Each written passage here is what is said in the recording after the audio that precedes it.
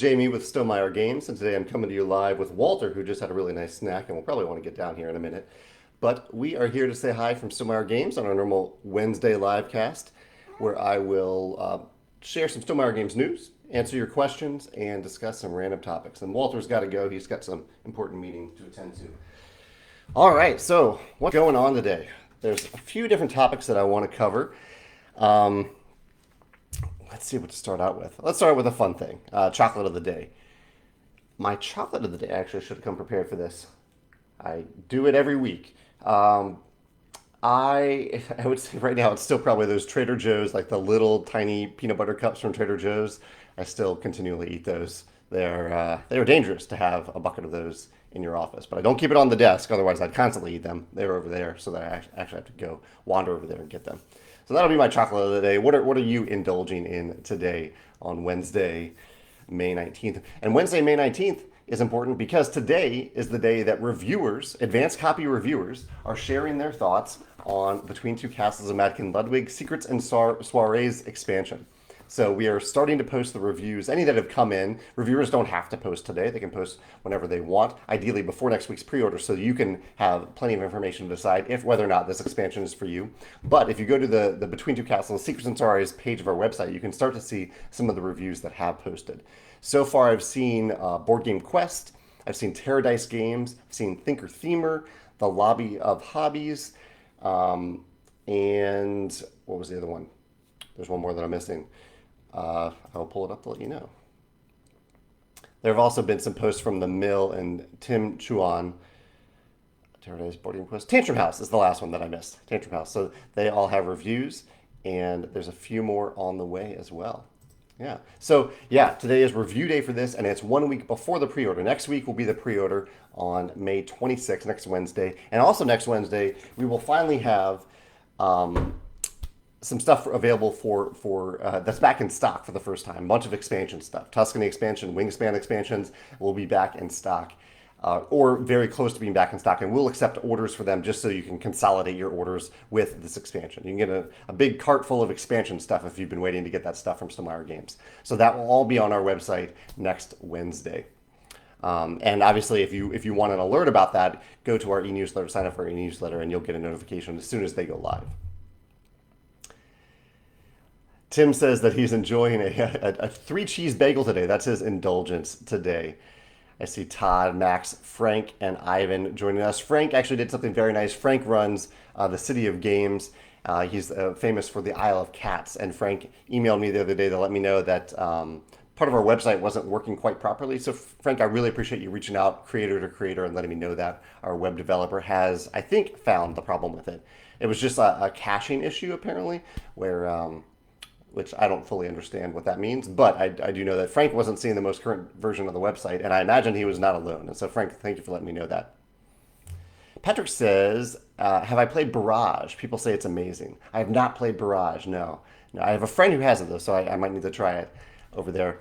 And which, in fact, I did my first, one of my first unmasked in-person gaming with all vaccinated friends, with another couple of friends this past weekend, and we played Role Player, and we played Dune Imperium.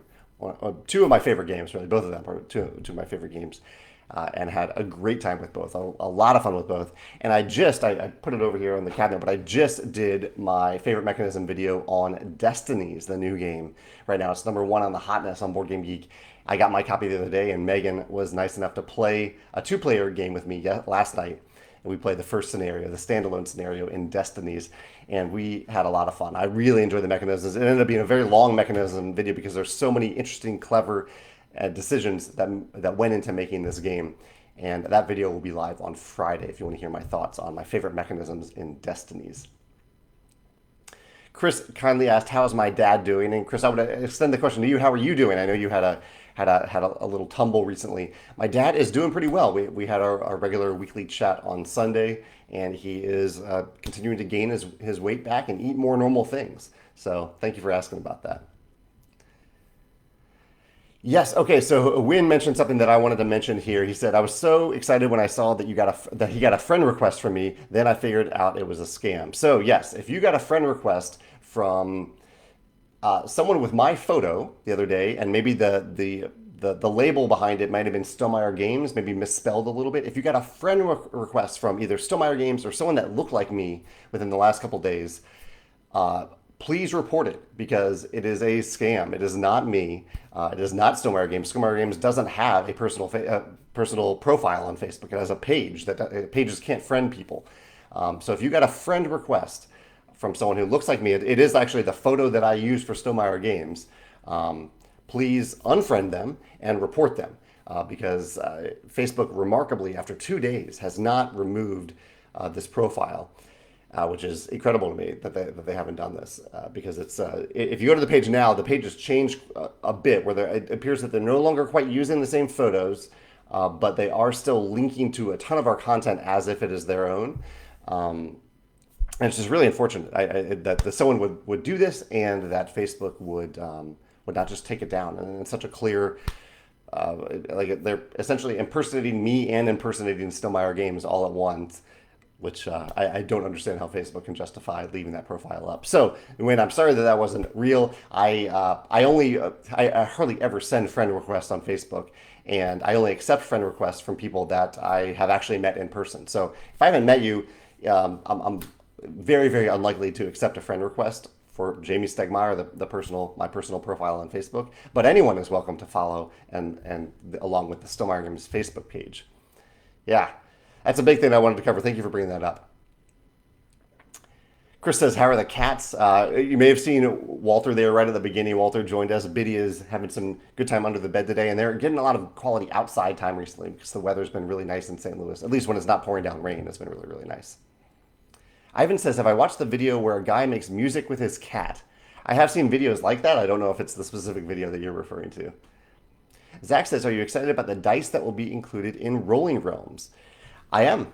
Yeah. I haven't talked about what the tangible version of Rolling Realms will be yet, what it will look like. Rolling Realms is a game that I designed last year as a print and play game, and I ended up having so much fun with it with people that I wanted to share a printed copy of it with you.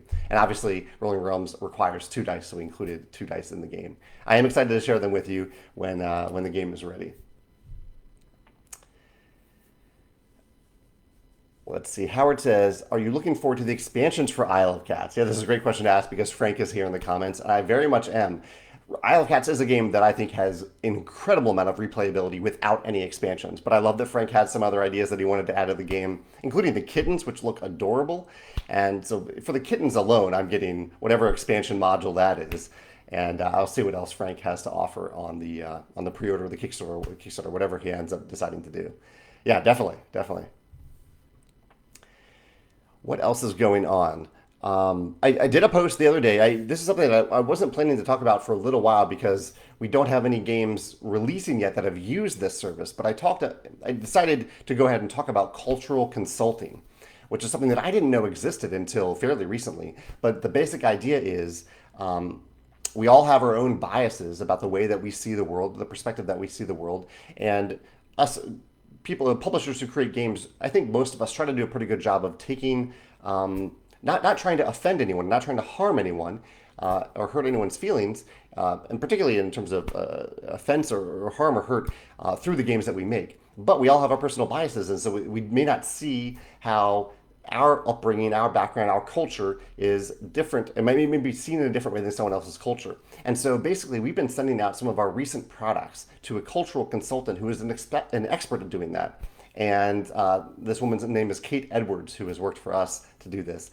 And she reviews our games to make sure that we aren't doing anything unintentionally in our games that can really offend or hurt someone or harm someone in a different part of the world, or in the same part of the world, very different culture.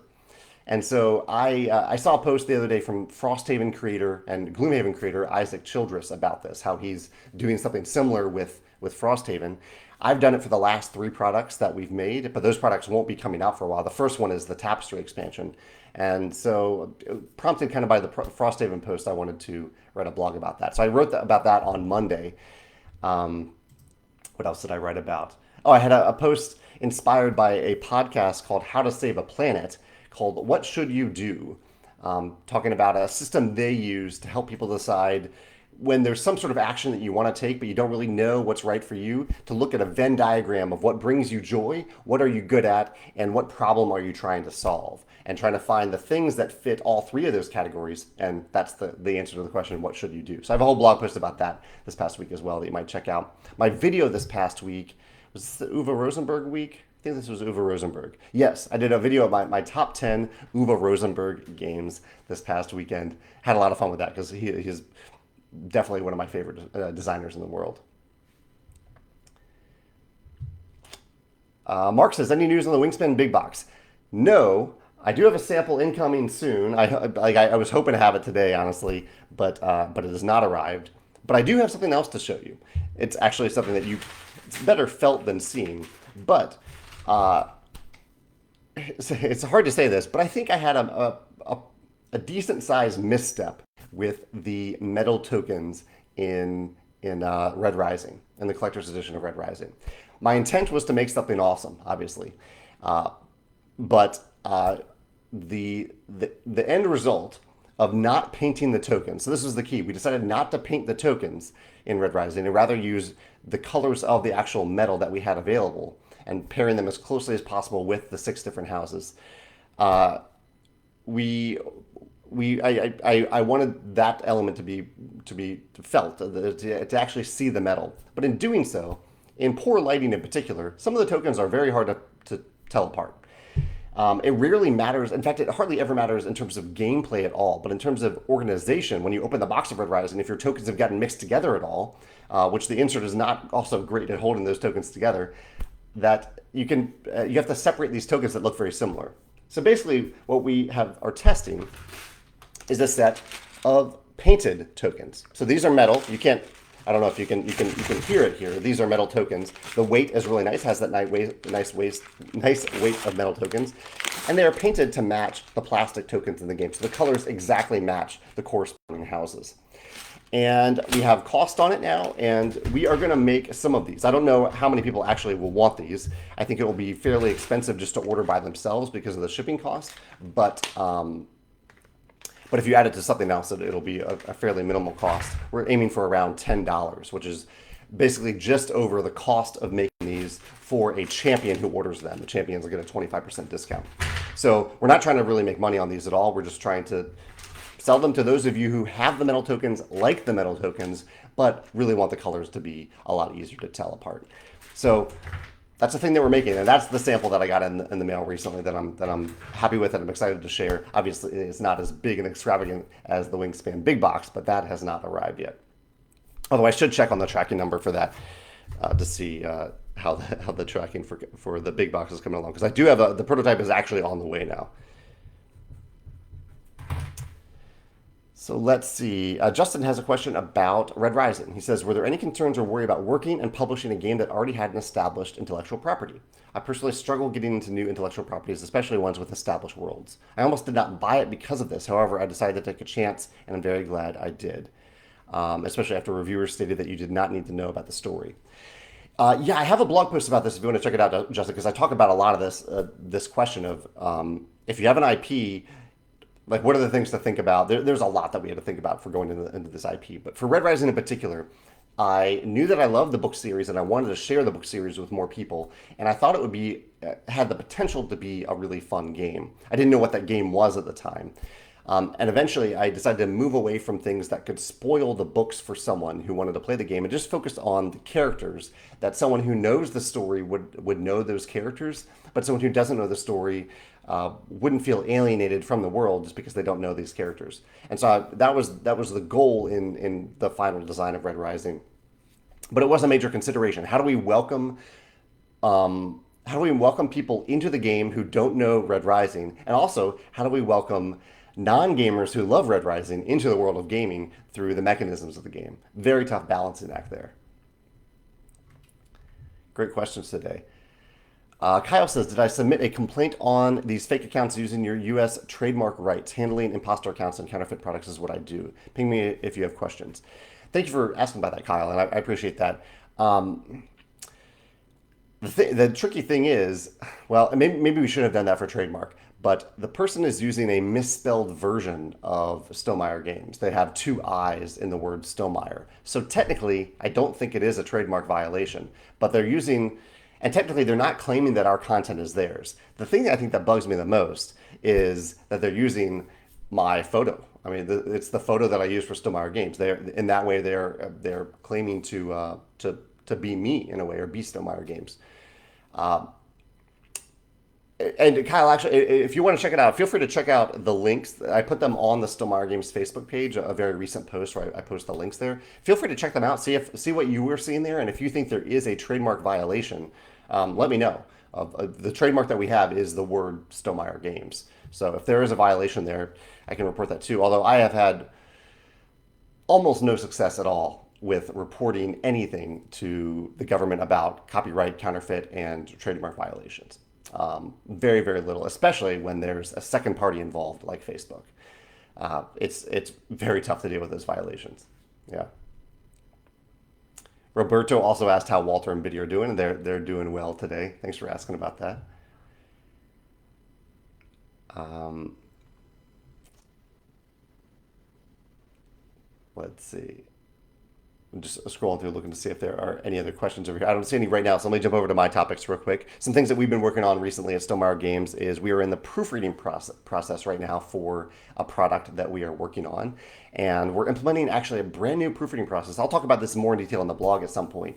But one thing that I realized with our proofreading process, and basically I found some really great proofreaders to work with. And we still miss some stuff though. And it's not the stuff, I think typically when people see like a typo in a rulebook, they're like, oh, they didn't proofread this enough. And I think that is a misconception. I really think that it is a matter of too little proofreading or too few proofreaders. Rather, one thing that I think is an issue that I hadn't really thought of before, Dusty at the Mill mentioned this recently, is showing proofreaders all the things that they need to see to catch everything. And so basically, so in the past, I've had a proofreader. I get like a revised draft of the proofs from my typesetter, from my graphic designer, and I contact one of the proofreaders that I trust, that I've worked with before, or a new proofreader, and I say, here are the files. Can you please proofread them?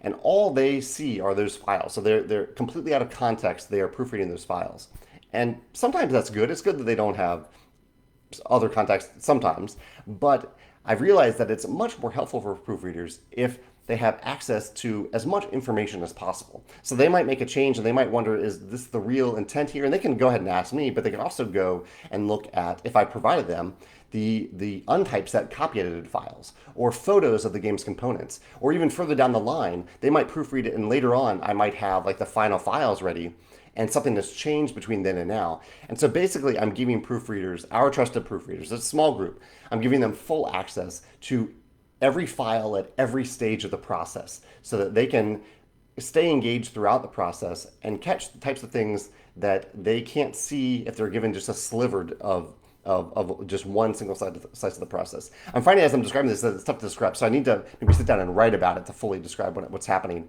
But that's the general idea, and I hope it'll reduce even more the number of typos and small errors that we have in our rule books and cards and things like that. Let's see. Tonka says, what do I think of the Scythe tier list that has been created by experienced players? Has it changed your view on the balance dynamics of the game? It is interesting to see that tier list. And I think it's helpful, I think, for maybe players who play Scythe competitively to have something like that, especially if they're entering a tournament and they can use kind of an auction to do a selection for player mats and faction mats. My hope, though, is that new Scythe players, like the first few times they're playing Scythe, they don't refer to any tier list like that. They just have fun with the game. Because I think those tier lists matter the most if you play Scythe a lot, if you know the game really, really well. But I guess, has it changed my view on the balance dynamics of the game? No, I wouldn't say that, because I think a tier list like this is only really relevant if you know Scythe really, really, really well, which that is a relevant perspective. But if you are playing Scythe that much, then it's probably time for you to add some sort of auction mechanism to the selection process of your faction mats and player mats, which is something for me to think about as well as the designer. Paul says that he and his wife play Wingspan every night. That's wonderful. It's been their evening routine for 3 months now. That's awesome, Paul. He says, I was wondering if it is possible for you to expand on the promo pack concept. Adding more birds would be awesome. Yeah, so what we're thinking for promo packs right now, and really Elizabeth is focused on the next expansion as far as I know right now, but we have a few promo packs that we might explore over time. One of them will likely be extinct birds, so birds that are extinct. Another of promo pack will fairly likely be birds for continents that we've already covered that people have requested on the form on our website. There's a form on the Wingspan page of our website where you can request birds that we haven't that are in continents that we've already covered where the birds weren't in those continents, and we might pick some of those birds and put them in a promo pack someday. So that's kind of what we're thinking right now for promo packs.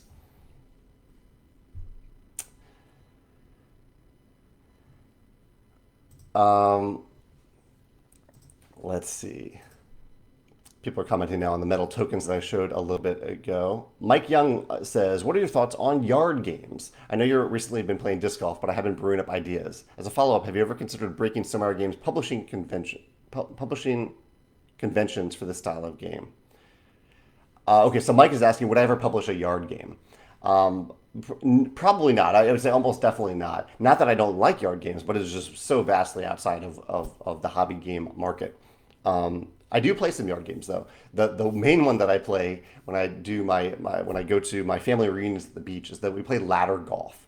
Ladder golf is a game where you have a three-tiered ladder. It's the structure that you assemble, and you have two golf balls that are attached by a rope, and you throw that rope at the ladder. And people have different ways that they score it. We have some in-family rules that we play in terms of how we score ladder golf. But it is a wonderful, just casual, just standing around and playing game. And it's the type of game that anyone can really play. You don't have to have any mastery at all. And a good player isn't all that different than a really bad player. Or maybe a little different from a really bad player. But let's say it, not a good player isn't that different from a bad player. So I do love that game.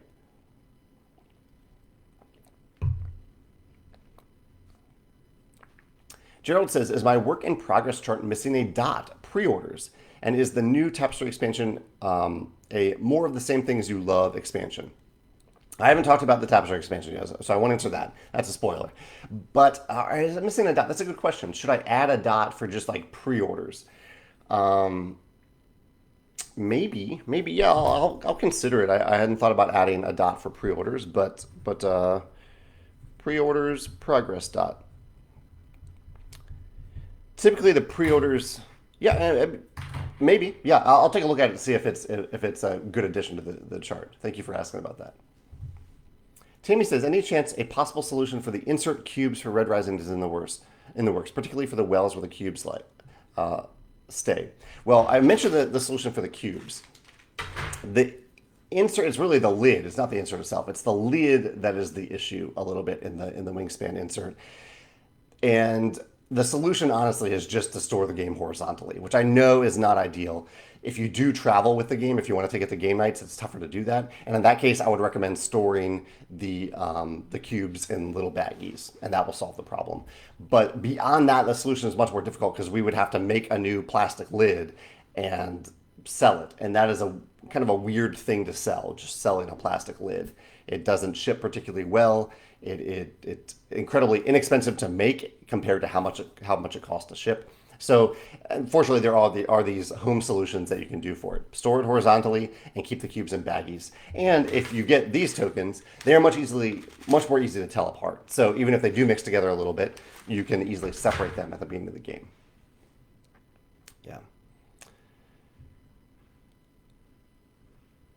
Just scrolling down, looking at some nice comments here. I'll just answer questions, but I do appreciate the nice comments as well. And I'll jump back to my topics. Again, if you missed it at the beginning, today is the day when reviews are starting to be available for Between Two Castles, with the pre-order starting next Wednesday. Next Wednesday will be all about the pre-order for this. Jonathan says he discovered Board Game Arena recently and really enjoyed the service. Any update on Tapestry or other Stonemaier games being made available on that service? Yes, I did actually get an update couple days ago, and viticulture has jumped way past Tapestry in terms of how soon it will be ready. Tapestry is still very slow, and it seems like there's very little I can do to actually push it along, other than every now and then send them an email saying, "Hey, how's Tapestry doing?" which is unfortunate, but that's the way it is. But fortunately, viticulture is moving along very well. I think it is almost out of alpha at this point. We will soon see viticulture on beta on Board Game Arena. And I have told them that there are a few other games that they can put on there, and they're just waiting to find developers who are available. I think the platform is very popular right now, so they're having a hard time finding developers who are available to put games on the platform. TJ says he's excited to play Scythe with family and friends for his birthday. Happy birthday, TJ. Is the book closed on more Scythe content, or is there hope for more to come? The Scythe story is indeed complete. We have now made all the things that we will make for Scythe, the tabletop game. However, there is the possibility that I will explore Jakob Brzezowski's 1920 plus world on the tabletop in the future with a completely different game. But it would not be directly related to Scythe, the original game. Yeah.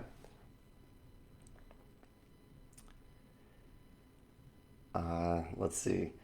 I'll answer one more question here. Actually, no, I see two questions here on my screen. Then I'll come back and talk about a few of my topics. David says, I'm curious about the design process for 3D cardboard components, for example, the birdhouse and wingspan, and box inserts for games. Are they contracted out to product designers, or does the publisher developer usually tackle them themselves? So for cardboard components, it kind of varies a little bit. But for example, for wingspan, I contacted a company called, oh shoot, I'm going to blank on the company name right now. They're a company that sells nice assembled things on in fact, nice dice towers in particular. Tower Rex, it's a company called Tower Rex on Etsy. They sell these things on Etsy. So I reached out to them and I said, hey, you make beautiful dice towers. Would you design the cardboard dice tower for Wingspan? And in doing so, I will put your company on the box, and you can make, with no royalties paid to us or anything, you can make wooden dice towers for Wingspan. Which they do make. They make some beautiful dice towers for Wingspan. And so Tower Rex kind of designed it, and my graphic designer took their design and implemented it into the punch board itself. I think many graphic designers can just do that themselves. My graphic designer has done it on kind of a small level. I think the dice tower is a little bit more difficult to put together, but my graphic designer has done that before. As for the inserts for the box, typically you need a 3D designer to do that. I work with Panda to do it typically, but we also work with Noah at Game Trace. Game Trace has become very well known for doing this. I think sometimes companies have people who are just good at 3D modeling and they can do it. Sometimes the manufacturer does it, as is the case with us and Panda. And sometimes you can contract out to a company like Game Trace and they can design it for you. If you're talking about those plastic inserts that can hold everything in a nicely organized way. Matthew says, I love the name of your games. They're so evocative yet so simple. Typically one word. I do typically aim for one word names. He says, I'm having a hard time naming my game. What is the process you go through to come up with the names for your games? I do have a blog post about this, Matthew, and I don't know if anyone's available to search for it. It's on Stonemaier Games. I think it's related to trademarks, because trademarks are a key part of this. But the general idea, Matthew, is that I just think of names that I think are thematically and mechanically appropriate for the game. And I do typically focus on simple names. And once I have a list of those names, I first narrow it down to like between 3 or 5 that I enjoy. And then I have our lawyer do a proper trademark search for those names. And he tells me whether or not we can actually pursue any of them. And then the ones that are left after that point, we choose between them. So I know it's a very loose process there, but that's how we typically do it. We also search for them on Board Game Geek. But I do the search on Board Game Geek. My lawyer does the trademark search. I'll come back to questions in a second. Let me see if there's any other topics that I really need to share. Talked about the restock coming next week. I also played I talked about playing Dune Imperium, Destinies, and Role Player. I also played the game Wizard on Board Game Arena the other day. Played a full game of it. And it's for what is essentially a simple trick-taking game. Playing a full game of it can take a while, but I had a lot of fun with it. I think it's worth trying out on Board Game Arena. That's Wizard. And I talked about the phishing scam. If you get a friend invite from someone who looks like me, who uses the Stonemaier Games photo that I use, it is not me, and it is not Stonemaier Games. Please report it and don't friend them, because that will legitimize this illegitimate account. Again, Stonemaier Games is a Facebook page. A page cannot friend you. So if you get friended by someone who looks like me, claiming to be Stonemaier Games, it is not legitimate. Yeah, and I think that's actually all of my topics for today. So I can spend the rest of the time just on questions, which is always fun.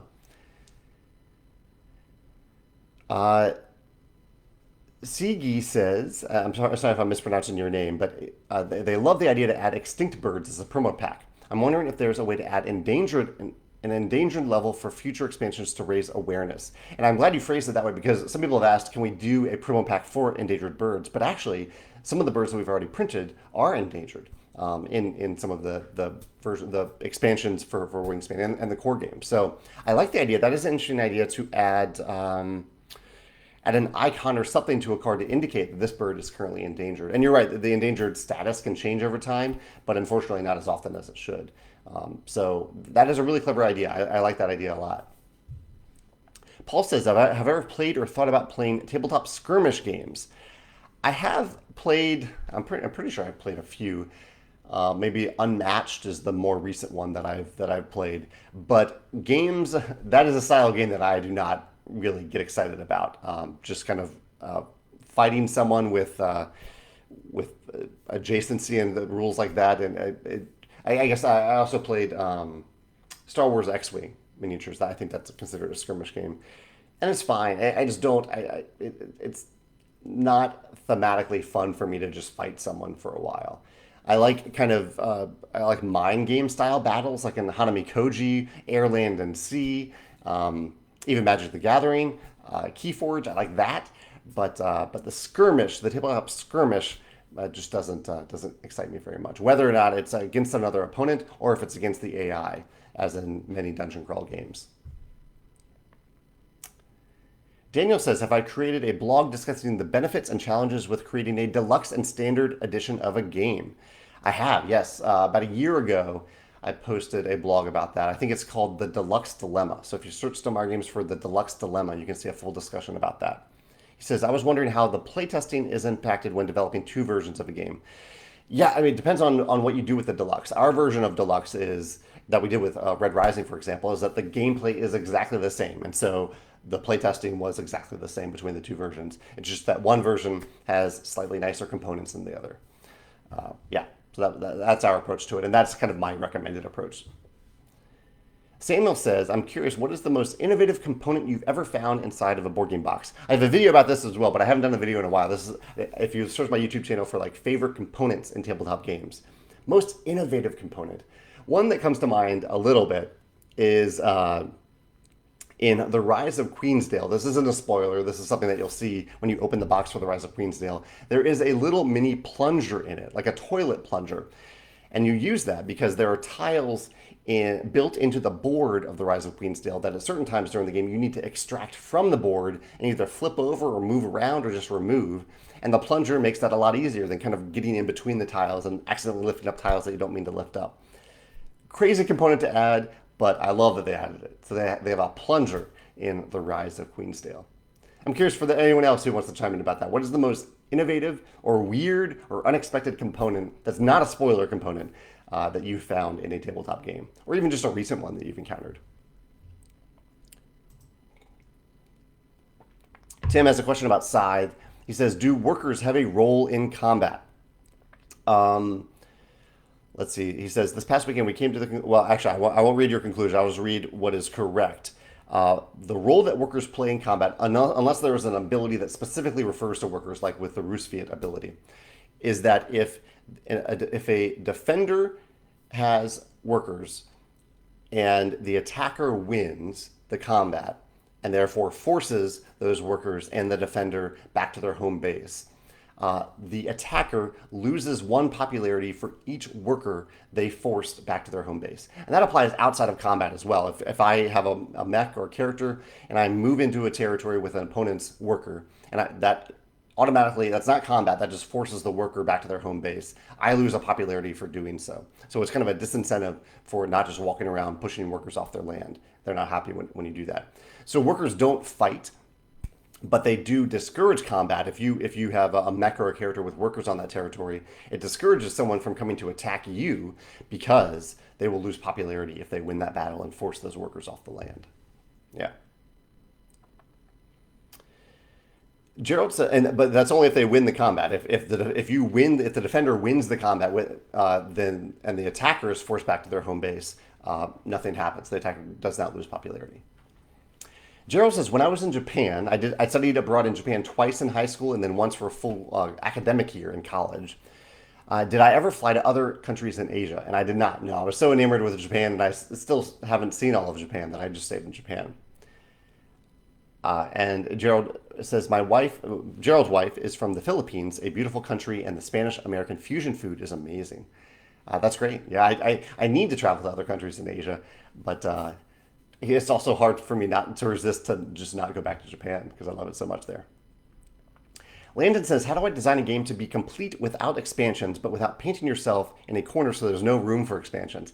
That's so hard to do. The approach that I implement, is that I put everything in the base game. All the ideas that I have that work, that are fun and intuitive and as balanced as possible, I just put them into the base game. I don't hold anything back.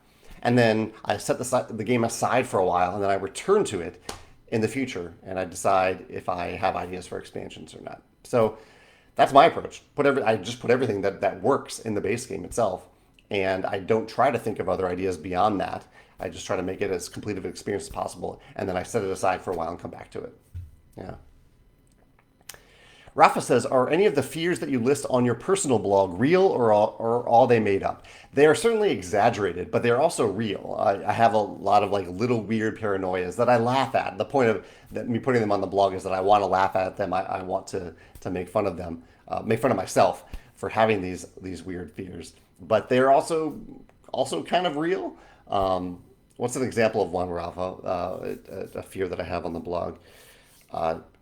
Like, for example, here's one that actually don't think I have written about. I need to write about it. So I have a small fear that if I open my car door on a street, that another car will come and knock the door off the car. I know logically that there's a very, very small chance of this happening, but it's still something I think about every time I open the door to my car when there's a street next to that door. So that's an example. I have a lot of my greatest fears on my personal blog at jamiestegmeyer.com. Colton says that he has 5 Stonemaier games so far. Oh, 5 games showing up at his house today. Wow, that's a big order. That's awesome, Colton. Thanks for going all out for Stonemaier games. He says, after a year of COVID teaching, I'm definitely ready to enjoy a summer vacation full of Stonemaier goodness. That's awesome. Yeah, I can definitely relate to that, and I am excited to start to get back together with vaccinated friends to start playing games again. David has an interesting solution for Red Rising. He says if you take one of the cardboard flaps from the box that your Red Rising ships in, like the overall package, you can cut a piece in the right shape to fit the gap in the insert, which mostly manages to keep things in place. That's really clever, David. Thank you for mentioning that. Yeah, I like that a lot. Michael says he's curious to know what types of digital productivity tools you use in your workflow. For example, Evernote, Trello, etc.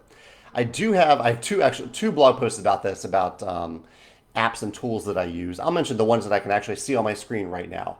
I have what do I have? I have Backpack up. A Backpack I don't think is available for people to get anymore. I got in on it when it was available. I have Discord. I have Hootsuite. Hootsuite is for social media. I use it mostly to keep track of Twitter feed stuff. And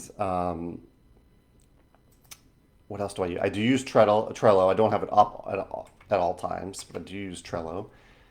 And what are some other ones that I use? Digital productivity. Trello is one that I use for a while. I don't constantly have it up now, but from my main like list making app to keep track of different lists is Backpack, and then I use Basecamp for project management. Yeah, I also use Google Docs a lot, especially Google Spreadsheets. I do use Evernote a little bit, but not all that much. Jonathan says, great news about viticulture for Board Game Arena. Any word on whether it will include the essential version of viticulture? Yeah, when I say viticulture these days, ever since 2015, really, I'm referring to viticulture. Viticulture is the essential edition. The previous editions are outdated. They had very small printings, and they're still playable. They're still relevant. But yeah, when I say viticulture, I'm talking about the essential edition. As for other stuff like Tuscany, other expansions, stuff like that, that will come later. I think they're just working on the core game right now, and they have the files for the other stuff to add, hopefully in the near future as well. Because I know a lot of people play Viticulture with the Tuscany board almost all the time. Rafa says, "Have I tried playing Marvel Champions? What are my thoughts on it?" I have played it just once, so I do have a video about it. I played Iron Man in that game, and I thought it was clever. I thought it was fine. It didn't. It was kind of one of these fiddly token games where that didn't fully engage me to return to it. Obviously, since I only played it once, but it's also a game that if someone was really excited to play, I do love the Marvel universe, and I would be happy to play if someone was really excited to play it with me. And it certainly has some interesting mechanisms in it. George says, when I design a game, how much table space do you need? Do you have a special design place where you work at usually? Depends on what I'm doing, what stage it's at. Oftentimes I'm working on my computer, so I'm just at my desk working at my computer. If I am brainstorming or problem solving, like the other day we did a play test. I had the guys over my team over to do a play test on Monday. And afterward, I kind of left the game set out on the table and I had my notes and I was just working at the table away from my computer trying to think about all the things that went wrong and how to fix them. And just taking notes on paper and pencil on how to do that. So I don't have a specific table or place to do that, but mostly it's just at my computer. Tim says, what are my thoughts on Lost Ruins of Arnak compared to Dune Imperium? I was stuck on getting which one and ended up getting Lost Ruins. Are they both worth getting? Yeah, it's so interesting. These games came out at almost the same time, and people I think will endlessly compare them. But honestly, I think they're very different games. Lost Ruins of Arnak is an optimization game about eking out one more turn, just using one more resource, getting just one step further in your turn, prolonging your turn basically. It's also a game about exploration, discovering new elements of the board. And it's a game about tracks.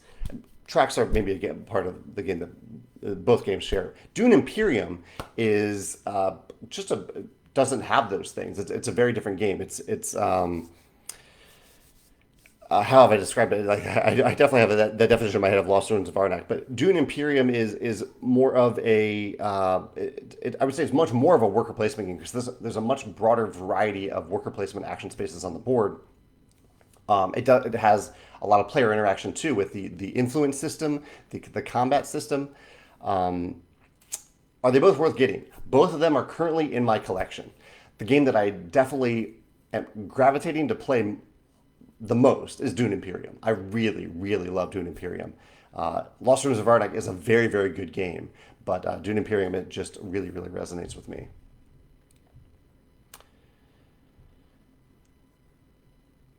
Ben has a nice note about loving my games and admire the work and art in my games. Thank you, Ben, for saying that. Travis says, any chance for a special edition 10th anniversary for Scythe? I would say no, there's no chance of us doing that. We do want to do something in general for the Stonemaier Games 10th anniversary. For Scythe in particular, Scythe was released in 2016, so we're nowhere near the 10th anniversary for Scythe. But we are close to the 10th anniversary of Stonemaier Games. That'll be in 2022. So we want to do something for that, but we don't really know what yet. We've just been brainstorming some ideas so far. Demetrius says, why didn't you include Le Havre in your top 10 list of Uwe Rosenberg games? I don't know. I just didn't have as much fun in playing Le Havre as I did his other games. Just personal preference. Nothing specific about the game. Matthew found the post about the naming games, and he posted it here. Thank you, Matthew, for doing that. Marco says, I noticed that in many of your top 10 lists, you often reference many that you played but do not own. Is that because you play games amongst your friends who own these games, or do you regularly downsize your collection? If you downsize, what are your typical reasons for doing so? So my answer is kind of yes to both of those. If a friend has a game, I often end up playing that friend's copy. Sometimes, though, if I love a game enough, like Dune Imperium, I go ahead and buy the game anyway, so I can have access to it with other groups of friends. In addition to that, I have a few shelves for games. I have a 4x4 Kallax over here, and I have some smaller shelves in our living room. And I try to keep our games confined to those shelves. Basically, every now and then I look at my games and I say, I haven't played this game in a long time, and I'm probably not going to play it for a long time. I'd rather give it to someone who wants to have it, who's eager to have it, who is going to play it. And so on kind of an ongoing basis, I used to do it yearly. Now on an ongoing basis, I'll look at my collection and say, I just haven't played that in a long time. I don't need that game. I can give that game away. And so I give it to someone, usually a Stonemaier ambassador or a Stonemaier champion who is eager to have the game. Nathan says, more of a history question. What was the first heavy strategy board game you enjoyed playing outside of the usual mainstream games? How were you introduced to the other world of board gaming? Heavy strategy. Outside of the usual mainstream games. So the first, well, Agricola was probably the first. I don't know if you'd truly call Agricola a heavy game, but even though it is on, I think, the heavier side of medium weight games. And I think I just had a friend who heard good things about it and decided to learn it. That friend ended up being my co-founder of the company, Alan Stone. And he introduced it to our friend group, and we ended up playing it a lot. I don't know if that's exactly what you're asking there, but definitely, I mean, I played, even as a kid, I played some strategy games. They weren't super heavy games, but I played games outside of the classic American games like Monopoly and Sorry. I played some more robust games than that growing up. Uh, but uh, but yeah, I would say Agricola was one of the first heavier games that I played. And that was as an adult. Landon has a spoiler comment about Charleston. I like the way that you phrase this, Landon, anyone, in case anyone's reading that. But yeah, that I actually did a recent post about my favorite spoilers. This is not a post, a video about my favorite spoilers in tabletop games. So, and Charterstone was on that list. I mentioned a few things from Charterstone. So, if you are interested in some really clever components that are spoilers, feel free to check out that recent video about my favorite spoilers in tabletop games. Gerald says, do I think the time is right to leverage Stonemaier Games and borrow $4 billion to buy the soccer team, the football team, Manchester United? He says, from an American and game designer's point of view, what do you think of relegation punishment that Europeans love so much? I actually have come to really, really like it. Whether it's the relegation system in European football, or if it's the relegation system in sumo wrestling, which I've really gotten into, I just think it's a really clever way to have stakes available for all of the teams all the time throughout the season. You have the stakes of trying to finish first. You have the stakes of trying to finish high enough to get into the Champions League. You have the stakes of relegation, of not finishing so low that you drop down to the next tier. And I wish we had something like that. And even just one sport in the US that had a relegation system like that, I think would be really, really cool. I do think the recent NBA playoffs have, it's not a relegation system, but they did something interesting where they added more stakes to the end of the system by having a mini like play-in tournament to actually get into the playoffs if you finish between seventh and 10th in your conference. So that's the closest I've seen to something like that in the US, even though it isn't a relegation at all.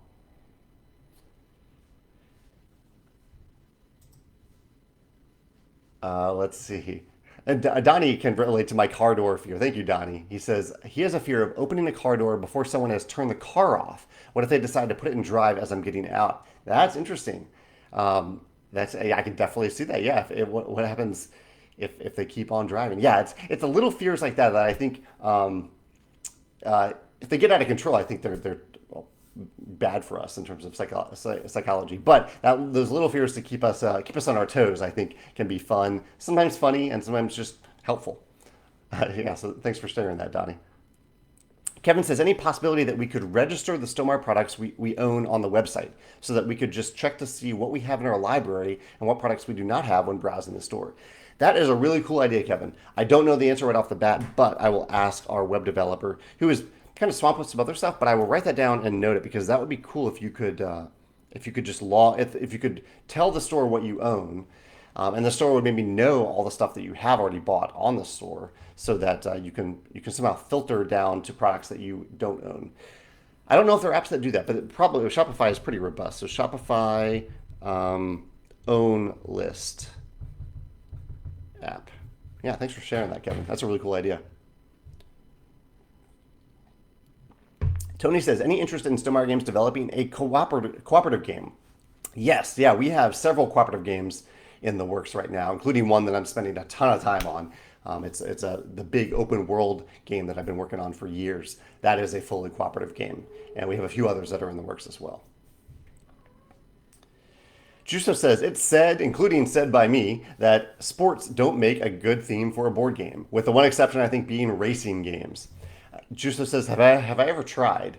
I've tried to make racing games, but I've never tried to emulate a sport in a tabletop game because I think the key is that people who love the sport either want to play it or they want to watch it. They don't want to play a game based on that sport. In general, that's a big generalization, but I think the market has shown that to generally be true. Daniel says, have I considered throwing my hat into the ring and also developing a deck builder worker placement game? I would find it difficult to not want to play with the idea. Definitely. So like Dune Imperium, Lost Ruins of Arnak, I think they've combined these two awesome mechanisms, worker placement and deck building, in really interesting ways.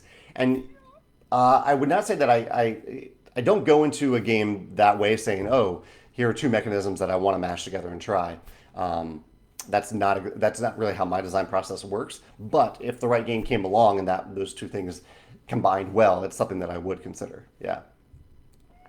Looks like Walter's back here. Can you see Walter over there? There's food in that cabinet that he wants to get at. Paul says, if I played the letter game called Oath, what are my thoughts? I haven't actually played Oath yet, but I have a friend who has a copy, so maybe I'll get a chance to play that. The closest game that I'm playing to that right now is The King's Dilemma, which I will be playing games 6 through 9 this coming weekend. And I think I actually reached the end of the question. So I'll recap the types of things I talked about today in case any of you want me to reiterate any of these things. I talked about the Red Rising painted metal token samples that we should be offering. Production will take around 4 months, so we should be offering it in the holiday season. Talked about the blog post about cultural consulting and the question of what should I do. Talked about that we're in the proofreading process right now and revamping the proofreading process, and also working on some game design, including game design for my cooperative game. Next, we have reviews for Between Two Castles, the Between Two Castles expansion, starting today and going through next week, and then there will be more after that as well. Next week is the pre-order for Between Two Castles expansion, as well as a restock of a lot of expansions that have been out of stock. Will be back in stock next week. I did my video this past weekend about Uwe Rosenberg, my top 10 Uwe Rosenberg games. Recent games I played were Dune Imperium, Wizard, Destinies, and Role Player. And mentioned that there is a fake Facebook account out there right now that is kind of pretending to be me and liking people and friending people. So if you get a friend request from someone who looks like me or is pretending to be Stonemaier Games, please report it and don't friend them. Yeah. Yeah. And I think that's all the questions and comments we have for today. So thank you so much for joining me. This has been a wonderful way for me to spend this hour on Wednesday, and I greatly look forward to next week when we'll get together and do the pre-order for Between Two Castles, and you can also order some of the expansions that have been out of stock on our web store. And yeah, thanks for your comments or questions. I have a little to-do list of things that you mentioned to me today, and I'll post this on YouTube. So if you have any questions that you have after this video, please go over to the YouTube version of this and post them in the comments there. All right, thanks. Have a great Wednesday. Take care.